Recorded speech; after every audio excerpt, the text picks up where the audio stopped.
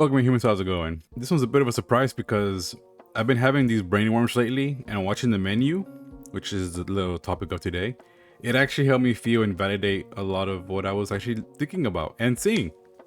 Simply to start, TODR, the menu's already been up for a while, so no spoilers. It's already here. It's been there. If you haven't seen it, go watch it already. There you go. The menu is bloody fantastic. One of the few gems that I've seen in quite some time. Was not expecting me to just get completely pulled into this movie. The menu is essentially a take on a fancy fine dining experience taken to obsession. We follow a handful of people, a crazy fanboy in the beginning with his escort, which we find more about later. The dude bros who have too much money, trying to just waste it at this point, it looks like. They're just Richie McRiches. The extra rich family who eats food, experiences, if you will, and they don't really care. They're just rich and they just throw money around. And following them, we have the critics. Food critics, fancy food critics that can make or break lives in one review. We always love those. And to finish up, we have the washed up movie star, which they used to be a big name.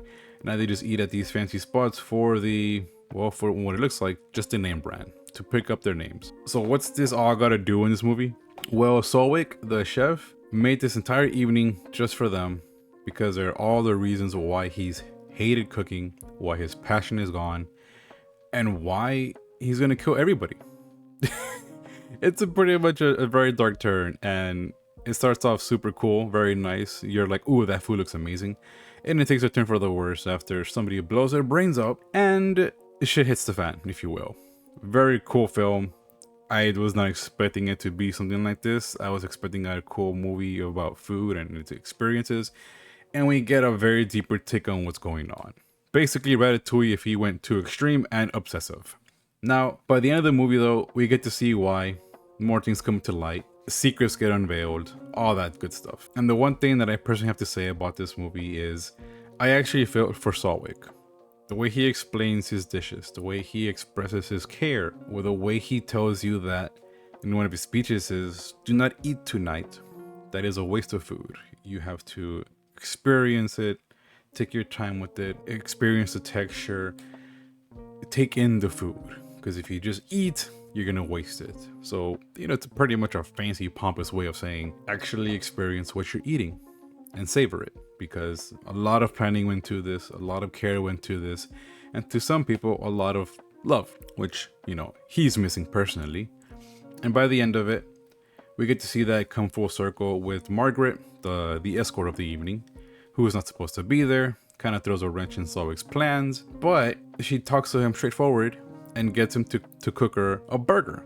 A simple burger that was what looks like to be one of his first jobs, and we get to see him be happy. He smiles, he smirks, he's cooking a burger, he's enjoying himself, and she tells him that it's amazing. And he's happy. You can see it in his face that he's just a happy boy, seeing somebody enjoy one of his favorite dishes that he was happy to make. And you can't just sit there and say, wow, he's still a bloody monster. Yes, he's still a bloody monster, but he finally got to feel that spark one more time of cooking for somebody and enjoying it, which very bittersweet, and then we get the ending, things go to hell in a handbasket, all that good stuff. I know this is a year-old movie, 2-year-old movie. I get it. Why am I kind of running around with this one? Well, I'm kind of feeling the same thing right now with movies, with music, with shows, everything, where we've come to a point where they've gotten so big. They've had so much money thrown into these movies, these shows, these actors, that nobody cares anymore. You can watch something and say, oh, look, Dwayne "The Rock" Johnson is in this with Halle Berry, with XYZ, blah, blah, blah, blah, blah. But it's going to be terrible. You can tell it's going to be terrible because XYZ. Or the show, same thing, going to be terrible.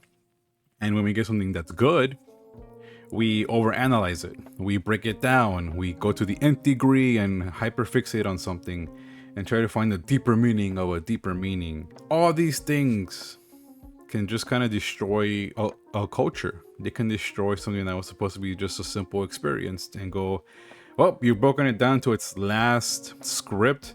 Now what?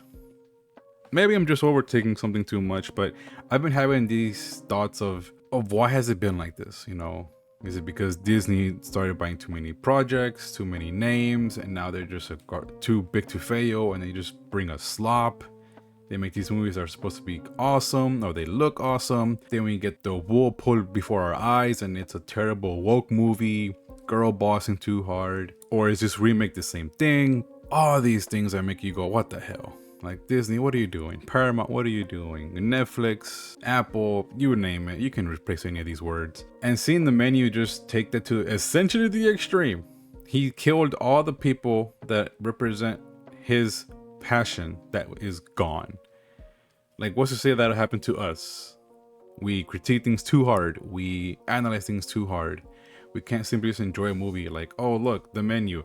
I enjoy this movie, and I don't even think I'm doing it a proper justice, essentially critiquing it the way I am or explaining it the way I am, because this movie is a genuine experience. Like, I was held to my seat watching this movie. I didn't even talk for like 90% of the time. It was a genuine experience watching the menu. Like, I felt what he told me. Like, if I had a burger in front of me, that would have been the slowest eaten burger of my life, because the performance in this movie are fantastic. The gripping, the tension, dark secrets that get unveiled slowly.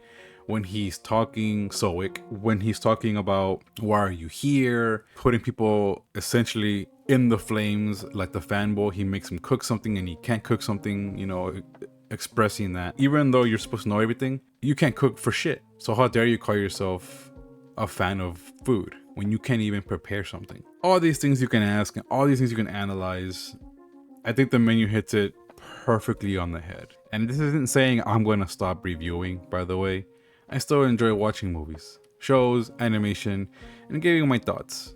Could I be a better critic? Probably, but I really like the fact of it's just me and my thoughts. This is what I feel about these things. And if some people disagree, then let's have it. Let's have a conversation. I think that's enough rambling from me. I've just been thinking about the way the current culture is and the sad that it has become. But with that being said, I'll leave it at that. If you guys think the culture is perfectly fine, or maybe what I spoke has some truth to it, let me know down below. I will hear your thoughts. Please have a good evening, have a good night, and I'll see you guys next time.